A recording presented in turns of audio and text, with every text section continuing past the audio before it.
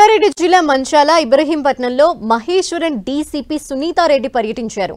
పలు గ్రామాల్లో వినాయక మండపాల్ని సందర్శించారు. ఇబ్రహీంపట్నం మండల కేంద్రంలో జూనియర్ ఫ్రెండ్స్ యూత్ గణనాథుడి ఆశీస్సులు అందుకున్నారు. సామాజిక బాధ్యతతో గణేష్ మండపాలను ఏర్పాటు చేశారని జూనియర్ ఫ్రెండ్స్ యూత్ ని అభినందించారు.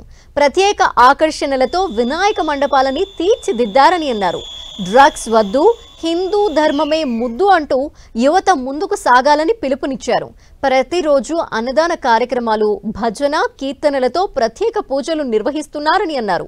భగవంతుడు భక్తులందరినీ కాపాడాలని గణనాథుణ్ణి కోరుకున్నారు. వినాయక నిమజ్జనం చేసే ప్రాంతాల్లో తగిన జాగ్రత్తలు తీసుకోవాలని సూచించారు.